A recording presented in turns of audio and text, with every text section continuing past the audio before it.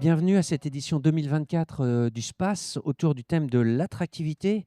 On a vu de nombreux plateaux autour de cette thématique durant ces 3 jours. Nous avons la chance d'aborder avec l'ANEFA Ille-et-Vilaine, ANEFA 35, la notion de parcours des métiers. Et vous allez voir les différentes étapes et avec également un témoignage qui va nous illustrer finalement ce que peut être un parcours des métiers. J'ai l'honneur d'accueillir 2 personnes éminentes sur cette thématique. Valérie Heiser, bonjour. Bonjour.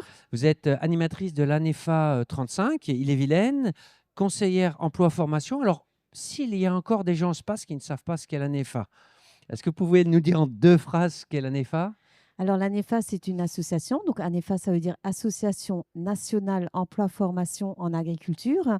C'est une association qui a pour mission la promotion et le développement de l'emploi salarié agricole. Et les dirigeants et les cotisants sont en fait les employeurs de la production agricole et les salariés de la production agricole. Donc, petite Logique. précision, Oui. production, c'est dans les fermes. D'accord. Donc, moi, le mot qui me paraît important aussi, c'est le focus sur le statut salarié, parce que souvent on parle des chefs d'exploitation. Donc, vous avez vraiment une activité centrée sur les salariés agricoles. Pardon. À votre gauche, Marianne Seigneurie, bonjour. Bonjour.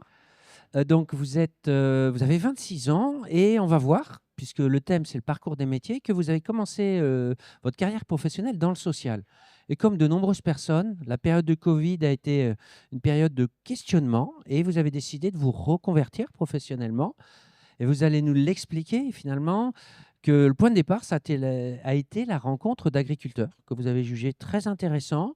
Et puis, par rapport à certaines images qu'on voit véhiculer, vous avez découvert la richesse technique des métiers, la technicité, ce qui vous a plu. Et puis, on va voir après avec des stages, des formations, une formation BPREA, on le verra, qui vous donne un bac, un diplôme de niveau bac, pardon. Et puis, donc, un emploi de salarié agricole, agent d'élevage en CDI, dans une ferme de 50 vaches laitières et 2 poulaillers avec une unité de méthanisation. Et actuellement, avec un projet en évolution, avec un questionnement. Est-ce que je commence par salarié puis à mon compte? Voilà, il y a encore des questions. Par contre, ce que vous avez à cœur, et il y a un fil rouge dans ce que allez nous dire, c'est vraiment cette logique de l'humain, du social, puisque vous souhaitez organiser des visites à la ferme, des supports pédagogiques pour des familles, des groupes, des élèves, des personnes âgées, des personnes en situation de handicap. C'est vraiment le fil rouge de toute votre vie professionnelle.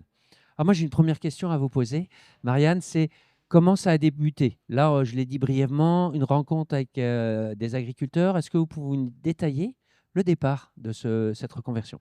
Oui, bah, du coup, j'ai rencontré dans ma vie, personnelle, des agriculteurs et c'est là où j'ai découvert, ce métier qui est quand même Oui. assez extraordinaire puisque c'est pas un métier mais, c'en est quand même, quelques dizaines et j'ai trouvé ça incroyable, ne serait-ce que déjà par la diversité de métiers et de compétences que ça requiert, mais aussi, par rapport à tout ce qui enfin, toute la technicité qu'il y a dans chaque, métier. Enfin, c'est vrai que moi, j'ai un exemple très concret, mais quand j'ai découvert que, dans une simple moisson, ce qui me semblait être assez simple, il y a un taux d'humidité et de protéines, dans le blé et Oui. des tests à faire en amont, je trouve ça quand même assez fantastique et c'est ça un petit peu qui m'a motivée à apprendre et à tout découvrir de Donc ce l'aspect métier. technique, richesse humaine et aspect technique, c'est en tout cas l'aspect technique aussi vous a plu beaucoup dans ce métier? Oui, c'est ça. D'accord.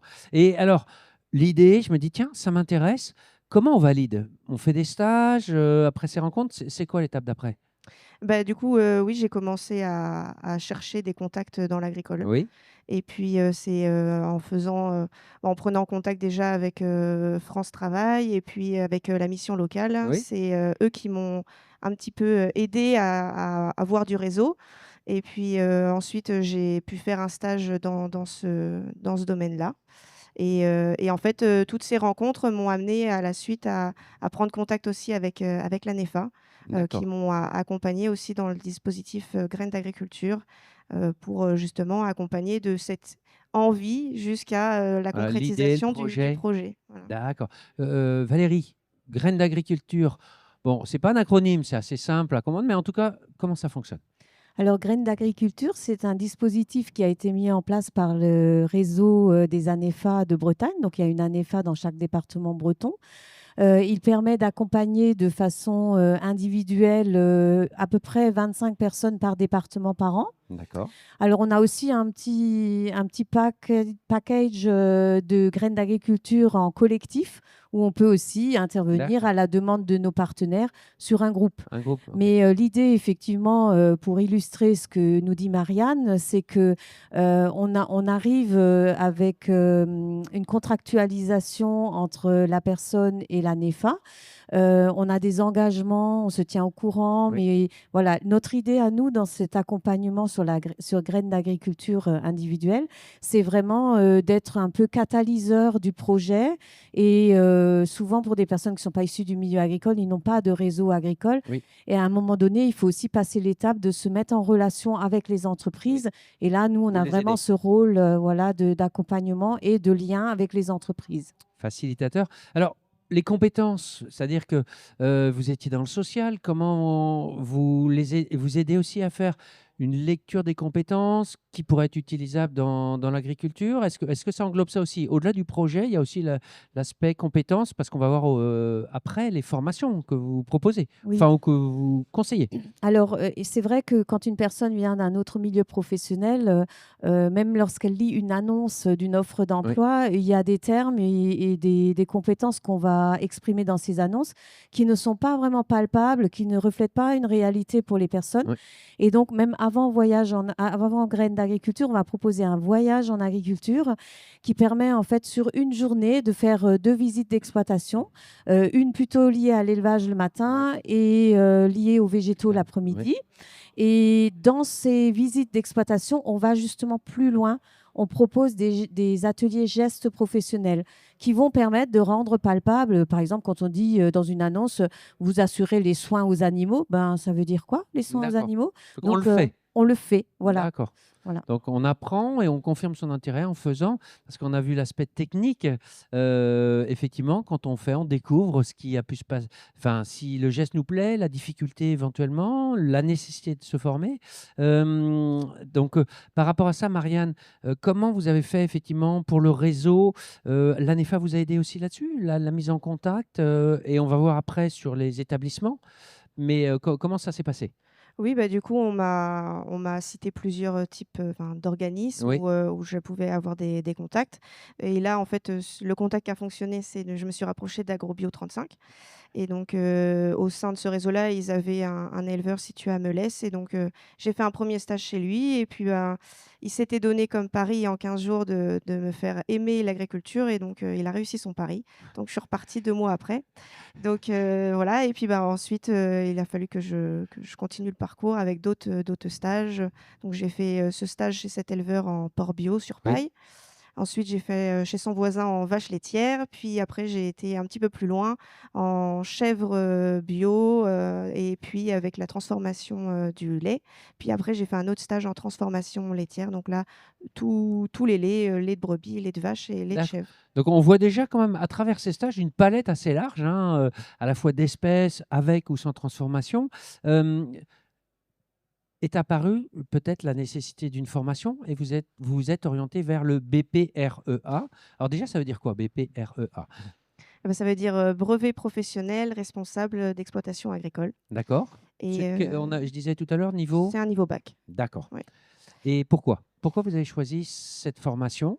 Eh bien, en fait, c'est toujours ce même agriculteur, en port bio qui, me conseillait de faire un BTS, production, animale. Oui, Donc, là, moi, j'avais déjà eu un niveau bac et donc c'est vrai que c'était tentant de me dire: «Pourquoi pas monter, oui. en niveau d'études?» Sauf que, bah, en même temps, j'avais cette crainte de reprendre les études générales où j'avais quand même quelques lacunes et du coup, je me suis on va dire, réconfortée en me disant qu'un bac, c'était déjà pas mal. Ça donnait déjà une bonne assurance pour commencer auprès d'un employeur, donc c'est ce que j'ai fait. Et puis, bah, après, c'est grâce à l'ANEFA et puis, à d'autres organismes que j'ai participé à une journée, Zoom à l'exploratoire et D'accord. c'est ça qui m'a permis du coup de rencontrer, un responsable d'une formation, BPREA et de pouvoir prendre contact et ensuite, Donc la mise en d'inscription. réseau, elle n'est pas seulement avec les agriculteurs, elle peut être aussi avec les établissements, avec les professeurs. C'est quoi une journée Zoom, l'exploratoire? Alors, ça s'appelle le Zoom métier. C'est effectivement organisé par un de nos partenaires qui est l'Exploratoire de Rennes. C'est un lieu en fait vraiment d'information et de ressources sur tous les métiers, mais pas seulement l'agricole. D'accord, non, c'est très large. Et effectivement, l'Exploratoire fait partie de nos partenaires. On travaille avec de très nombreux Oui. partenaires. Voilà, on a un fichier de 900 contacts. Enfin voilà, Ah oui, d'accord. l'objectif, c'est vraiment de profiter des Oui. compétences d'un peu tout le monde pour le projet des personnes en reconversion, quoi. Parce que ce qu'on va revoir, et vous en avez cité déjà certains, hein, France Travail, mission locale. Finalement, ce qu'on va voir, c'est que la personne n'est jamais seule et il y a un lien selon les spécialités, puisqu'ils vous ont orienté vers un EFA qui est très spécialisé agricole et salarié agricole, plus particulièrement. Donc, on voit bien tout ça. Alors, vous faites la formation. Donc ça se confirme, vous réussissez, vous avez eu votre diplôme. Après, recherche d'emploi, c'est-à-dire que bon, ça y est, je laisse ce diplôme, comment je fais? Puisqu'on parlait du réseau, bon, vous avez fait des stages dans plusieurs exploitations agricoles, mais comment se passe cette phase de recherche? Est-ce que vous êtes toute seule? Est-ce que vous avez des outils? Est-ce que l'ANEFA est encore là pour vous? Bah, c'est vrai que tout à l'heure, au début de la présentation, on parlait de mon parcours social. Oui, Et c'est vrai que quand je suis rentrée au sein de cette formation-là, j'avais pour objectif d'apprendre le métier vraiment agricole pour un jour peut-être m'installer et puis concrétiser cette envie de lier et l'agricole et le social avec de l'accueil de public. Et puis en fait, quand je suis rentrée en formation, j'ai vu l'ampleur de la tâche et des compétences à apprendre. Et donc du coup, je me suis dit, il va me falloir quelques années de salariat quand par même étapes. pour arriver à cette installation. Et donc à l'issue de ce BPREA, j'ai repris contact avec l'ANEFA pour, justement, D'accord. participer, enfin en tout cas, heu, utiliser leur outil, la bourse à l'emploi. Du coup, c'est eux qui m'ont permis par téléphone de faire un point un petit peu Oui. sur, ma situation, sur, mes envies, mes recherches. Et puis, eux m'ont permis de rencontrer, mon employeur, où j'ai passé une année en CDI. Voilà. Alors Valérie, on voit là mise à disposition d'annonces, mais j'imagine que c'est un peu plus que ça. C'est-à-dire que, est-ce qu'on est sûr que l'annonce est en adéquation avec le projet de Marianne? Est-ce qu'il y a cette logique aussi, alors filtre est un mot un peu technique, mais en tout cas d'adéquation entre l'offre et la personne? Est-ce que vous aidez aussi les personnes en recherche à faire le tri parmi les annonces en disant, moi j'imaginerais bien que vous alliez là par rapport à cette chose-là? Alors en fait, c'est une plateforme numérique, Oui, mais on a beaucoup insisté dans les ANEFA bretonnes à garder un lien humain. C'est-à-dire que derrière ces plateformes numériques, il y a dans chaque oui, département des gestionnaires de la bourse d'emploi d'accord. qui permettent justement d'avoir les gens au téléphone. Et puis, il peut aussi y avoir des personnes qui ne sont pas très à l'aise avec le Oui, numérique, qui ont besoin oui, aussi oui, de tout à fait un coup de valider main. Mm. voilà, de valider leur compte ou leur candidature avec quelqu'un. Et donc, oui, l'idée. Alors, les candidats sont quand même très libres de postuler, de D'accord, choisir. On vérifie un minimum l'adéquation entre l'offre et la demande. oui, Mais effectivement, l'idée, c'est quand même avant tout de favoriser un maximum de mise en relation. d'accord. Après, c'est aux candidats de choisir dans la multitude d'offres Oui. d'emploi. Voilà, actuellement, on a 1000 offres d'emploi sur la Bretagne à En disposition ce des moment-là. candidats. Oui, oui, D'accord, oui. c'est bien de donner un chiffre. On ne soupçonne pas qu'actuellement, il y ait sur le secteur agricole en Bretagne 1000 annonces disponibles. Alors là, on voit le côté de la personne qui va chercher un emploi, intégrer une exploitation agricole qui est une entreprise, moi je le considère à part entière. Côté chef d'exploitation, la personne qui accueille, est-ce qu'il y a aussi à les former, à leur dire attention, la phase d'intégration, c'est important, les entretiens, il y a des points de passage. Est-ce que vous vous occupez de ça aussi Oui, ou alors vous aidez à ça? la bourse d'emploi permet aussi de repérer les employeurs qui emploient pour la première fois, donc ce que nous, on appelle les primo-employeurs. Oui, Et donc, moi, ça me permet d'aller leur proposer une rencontre où on parle de tous les sujets qui les préoccupent autour de leur projet d'embauche. Donc ça, c'est déjà un premier service. Ensuite, j'interviens également encore avec nos partenaires agricoles, notamment le syndicalisme, la Chambre oui, d'agriculture. On va proposer également nos interventions dans les formations gestion des ressources humaines sur les aspects D'accord. management et plus particulièrement comment construire un projet d'embauche avec ses D'accord. associés, Oui. etc. Et aussi l'organisation du travail, parce que souvent, déposer une offre d'emploi, ça veut dire accueillir une nouvelle unité de travail. Ça veut peut-être dire aussi, tiens, pourquoi on n'en profite pas pour mettre à plat toutes les unités Oui. de travail et voir comment on se répartit les missions. Réaligner. Oui. Voilà. D'accord. Donc, ce que je dis souvent aux employeurs, aux nouveaux employeurs, c'est que voilà, vous êtes agriculteur, donc ça veut dire que vous êtes aujourd'hui un bon technicien. Vous êtes chef d'entreprise, donc ça veut dire que vous êtes un bon gestionnaire. Maintenant que vous êtes employeur, vous devez être un bon manager. Voilà, alors tout à l'heure, Marianne nous disait des dizaines de métiers. En tout cas, c'est cette idée finalement d'un spectre très large, hein, puisqu'on est chef d'entreprise, comme je le disais, à part entière. Alors, ça reste une aventure humaine, Marianne, par rapport aux images qui sont véhiculées sur l'agriculture, sur les agriculteurs. Comment vous voyez les choses? Est-ce que pour vous, c'est aussi une aventure humaine? Il faut que ça fonctionne? Et puis, est-ce qu'il y a nécessité d'adapter parfois les postes de travail? Ce que disait Valérie, c'est peut-être l'occasion de remettre à plat la façon de travailler. Oui, bah, je suis d'accord avec ça, en effet. Enfin, toutes les fermes sont uniques, enfin, que ce Oui, soit, l'élevage, les outils utilisés, le matériel, la façon de travailler aussi de chacun, ouais, les hommes et les l'organisation femmes du aussi, oui. travail et les hommes et les femmes également et donc c'est vrai que, bah, il y a un travail en équipe qui se Oui, met et donc c'est vrai qu'il faut trouver le bon binôme qui fonctionne. Enfin, oui. en tant qu'employé, on recherche l'employeur avec qui on va être, en phase, en cohérence avec, nos valeurs et avec, notre façon de voir le métier et l'employeur en face a les mêmes attentes, voire un petit peu plus poussées parce que lui, il a aussi toute cette partie, gestionnaire et les responsabilités de sa ferme. Oui, s'y va avec. Par rapport à l'adaptation, est-ce que, il y a nécessité? On parlait tout à l'heure de gestes et de choses comme ça. On a parlé de beaucoup de techniques, de matériel. Est-ce que pour vous, c'est une composante à prendre en compte ou pas? Oui, oui, je peux pas dire le contraire. C'est vrai que quand j'ai parlé de mon projet en tant que enfin, de reconversion, on m'a freinée en me disant, le fait que j'étais une femme, que ça allait être, difficile, voire Oui, que j'en étais pas capable et donc c'est encourageant. pour moi, ça l'est puisque j'adore faire tout ce qu'on me dit de ne pas faire. Ah bah, vous n'êtes pas la première que j'entends dire ça, au space. Voilà, donc du coup, c'est vrai que j'ai un petit peu, ça m'a motivée encore plus, à y aller et à vouloir casser cette image Oui, que l'agriculture est un métier d'homme. Heu, bon, j'ai quand même, eu, des aventures, qui me font dire aujourd'hui que, une femme est totalement en capacité de faire le travail d'un homme, mais la différence, c'est dans l'adaptation, des outils oui. puisque, bah, voilà, j'ai déjà été confrontée, par exemple, à déplacer des portails avec des abreuvoirs ou autres dessus, donc avec quelques litres d'eau, posés en plus sur le portail qui est déjà assez lourd comme ça et donc c'est là où on se dit, bah, peut-être qu'il faudrait mettre un système avec une Oui. poulie ou autre pour aider En à fait, à c'est pas qu'une relever question de les force, c'est de faire différemment. c'est ça, c'est revoir en fait, l'outil et la façon de travailler pour que tout le monde puisse Ouais. travailler et je trouve ça hyper enrichissant, aussi, vis-à-vis des agriculteurs qui ont Oui, tendance à travailler qu'en équipe d'hommes. C'est, aujourd'hui, enfin dans le monde agricole, on a un problème de salariat et de oui. recrutement et ben, si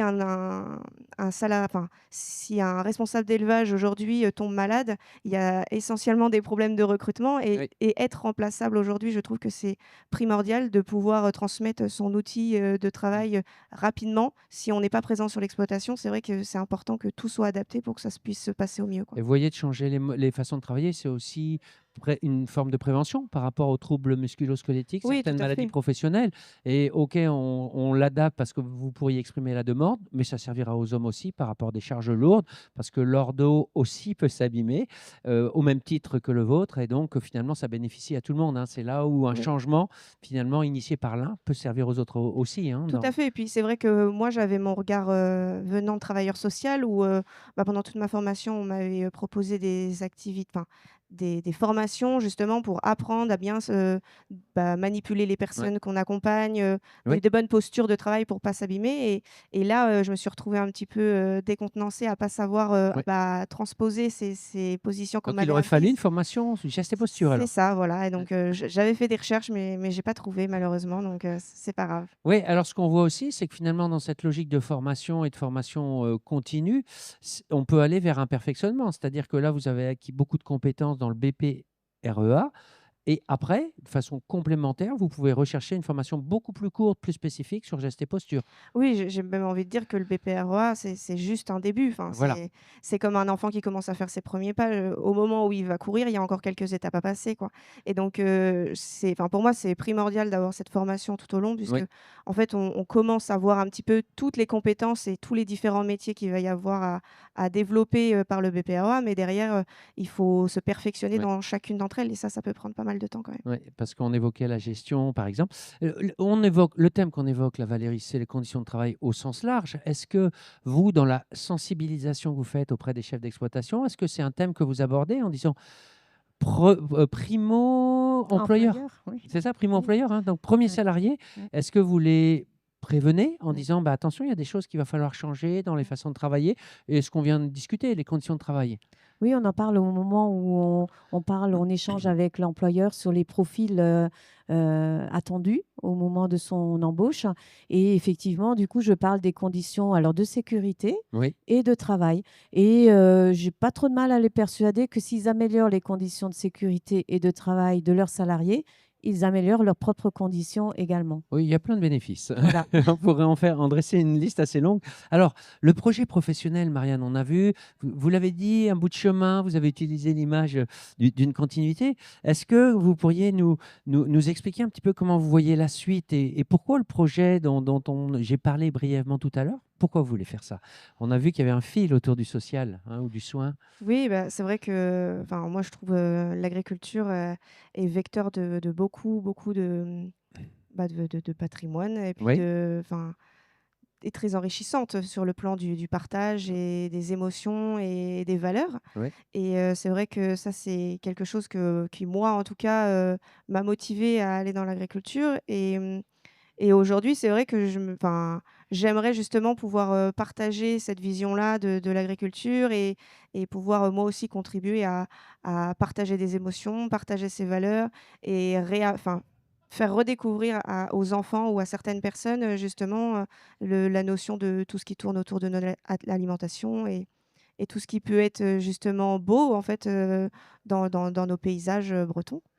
Donc oui, effectivement, une vision très large. Parce que c'est vrai qu'il y a une déconnexion, hein. On voit des choses dans un champ, on voit des choses dans l'assiette et parfois on ne fait pas forcément le lien.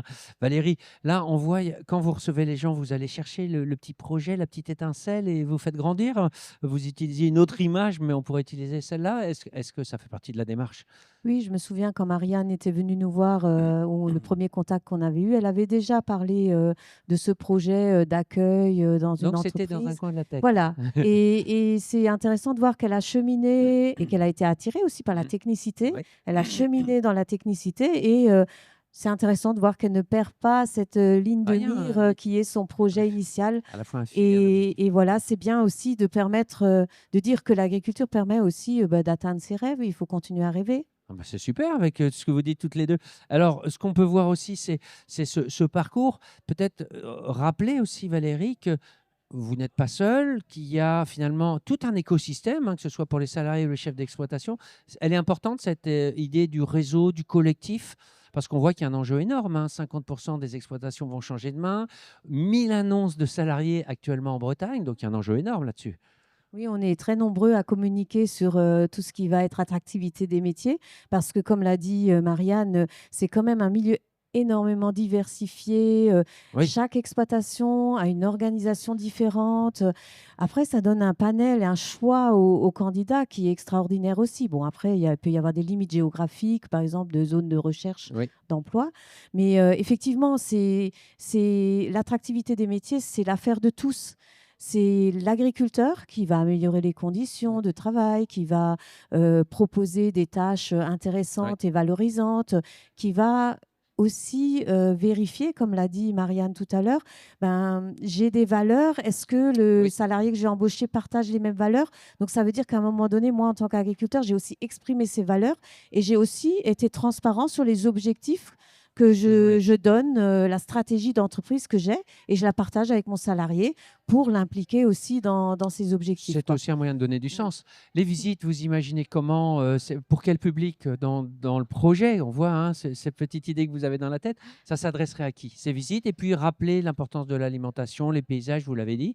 Ce serait pour quel type de public? Bah, mon projet pour le moment est ouvert à beaucoup, Oui, puisque j'aimerais proposer des activités, surtout pour qu'on puisse partager en fait des moments de vie, des moments simples, d'accord. en fait partager une histoire et une émotion. Donc en fait ça s'adresse à Un tous les peu tout. publics, parce que qu'on soit bah, enfant à la découverte de ce qui se passe dans notre assiette, mais qu'on soit aussi adulte à se re-questionner, qu'est-ce que je mange depuis quelques années? Et c'est aussi les fermes sont un lieu de vie incroyable et c'est ça aussi que je veux, amener à refaire Partager. découvrir aux personnes et à partager. Parce qu'on peut avoir, une histoire de la ferme, on peut vivre une histoire sur la ferme et on peut aussi avoir beaucoup d'émotions et des partages simples. Enfin, c'est vrai que c'est souvent autour d'une table qu'on partage beaucoup d'émotions avec nos proches et je trouve que la ferme est une bonne illustration de ça, de ce Eh ben, on partage. restera là-dessus. De belles histoires et de belles émotions à partager. Un grand merci à toutes les deux et bon space. Merci Merci. à vous.